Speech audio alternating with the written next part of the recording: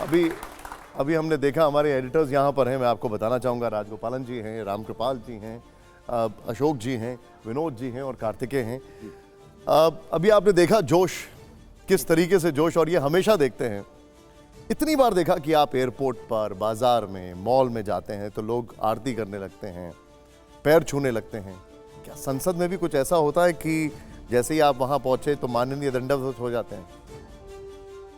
Well, ये मैंने कभी सोचा नहीं था। बाहर होता है ये तो बहुत अच्छी बात है, और पर ये संसद में भी होता है, ये और भी अच्छी बात है। जो हमारे इस वक्त यंग एमपीज़ हैं, वो सभी जो हमारी अपनी भारतीय जनता पार्टी के एमपीज़ हैं, वो बहुत सारे उसमें से ऐसे हैं जो मेरे पाँव छूते हैं संसद में अंदर।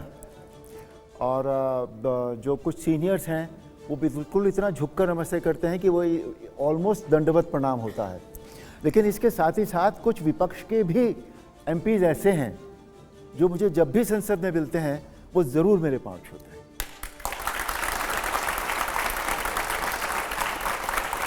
लोग कह रहे हैं कि अरुण जी, लोग कह रहे हैं कि संसद में राम तो आए हैं, लेकिन जिस सीट से जीत कर आए हैं उसे रावण की ससुराल कहा जाता है।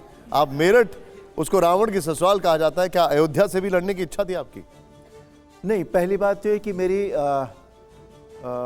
लड़ने की इच्छा नहीं थी, राजनीति में आने की मेरी कोई इच्छा नहीं थी। जब रामायण बहुत लोकप्रिय हुई थी सन 88 में, 88 में, तब से मुझे राजनीति में आने के ऑफर्स मिलते रहे हैं और अभी तक भी मिलते रहे।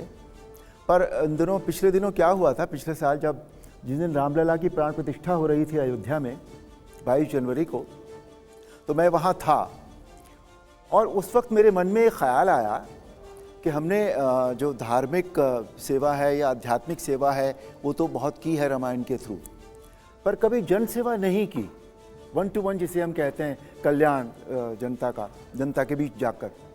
ये थॉट आया और आकर एक सेकंड में वापस चला गया।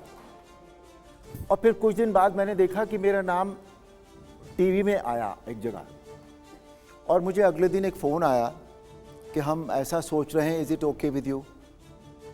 और मैंने उस वक्त, जो मैं बरसों से ना करता आ रहा था, उस वक्त पता नहीं मुझे क्या हुआ, मैंने एक सेकंड भी नहीं सोचा और मैंने कहा हाँ सर ठीक है। बिकॉज कहीं मन में, मेरे सबकॉन्शियस में ये बात आ गई थी कि मुझे जनसेवा करनी चाहिए। तो लेकिन अगर आप अयोध्या से लड़ते तो ज़्यादा अच्छा लगता आपको?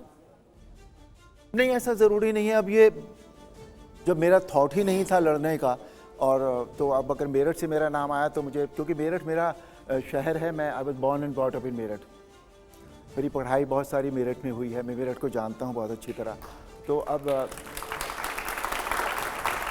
आपने प्राण प्रतिष्ठा, राजनीति में हर चीज़ बहुत सोच समझकर राजनीतिज्ञ लोग, नेता लोग करते हैं, तो उन्होंने बहुत कुछ सोचा होगा, समझा होगा, फिर ये तय हुआ होगा कि नहीं, अरुण गोविल को हम मेरठ से जो है वो चुनाव लड़ाते हैं। अब आपने प्राण प्रतिष्ठा का जिक्र किया है, तो कुछ ऐसा हुआ था कि आप शायद रामलला के दर्शन नहीं कर पाए थे?